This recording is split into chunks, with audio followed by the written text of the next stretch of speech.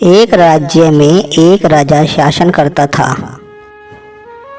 हर सप्ताह पूरी शानो शौकत से नगर में उसका जुलूस निकलता था, जहाँ राजा की प्रजा उसके दर्शन किया करती थी।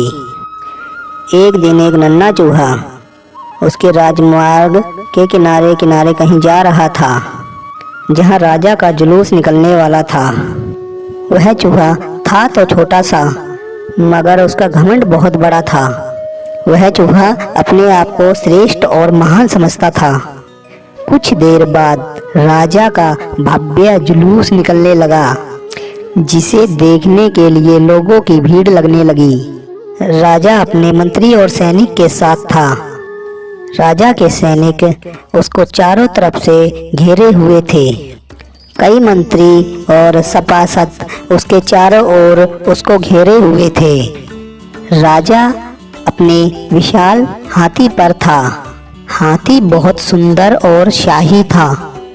हाथी को इस तरीके से सजाया गया था मानो इंद्र का हाथी हो। वह लोग सब उसको देखकर उसकी प्रशंसा कर रहे थे। हाथी कितना सुंदर लग रहा है और उस पर बैठा हुआ राजा और भी सुंदर लग रहा है। जुलूस में हाथी के साथ एक शाही बिल्ली और एक शाही कुत्ता भी उसके साथ था।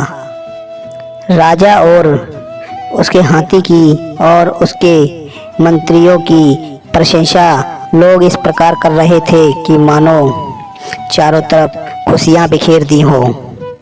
सब लोगों की प्रशंसा सुनकर चूहे को बहुत ज़्यादा गुस्सा आया।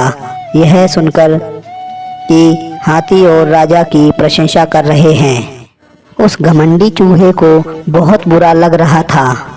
वह हाथी को गौर से देखने लगा, फिर सोचने लगा, इस हाथी में ऐसी क्या खास बात है जो मुझ में नहीं। चूहा सोचने लगा, मैं भी हाथी जैसा ही तो हूँ।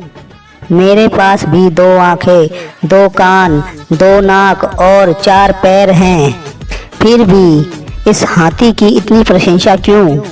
उसके विशाल शरीर के कारण, या उसकी लंबी सूंड के कारण, छोटे छोटे आँखों के कारण, या झुर्रीदार चमड़ी के कारण? किस कारण? एक बार तुम लोग मुझे भी देख लो, उस हाथी को तुम लोग भूल जाओगे।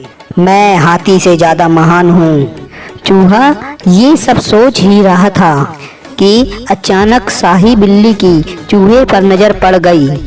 चूहे को देखकर बिल्ली की लार टपक गई। जुलूस छोड़कर चूहे के पीछे पड़ गई। फिर क्या था, चूहा अपनी प्रशंसा और महानता भुलाकर दुम दबाकर भागने लगा। भागते भागते हाथी के सामने आ गया। आगे बढ़ते हुए हाथी ने उस पित्ती से चूहे को देखा तक नहीं और अपना विशाल पैर उठा लिया।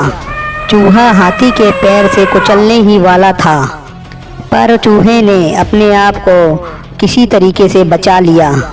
वहाँ से बचा तो उसके सामने शाही कुत्ता उसके सामने था, जो चूहे को देखकर गुर्राया और चूहा अपनी जान बचाकर वहाँ से भागा जहाँ से राजा की सवारी जा रही थी। उस मार्ग में एक बिल था और चूहा जाकर उसमें घुस गया। चूहे का सारा घमंड उतर चुका था। चूहे को समझ में आ चुका था कि मैं इतना श्रेष्ठ और महान नहीं हूँ।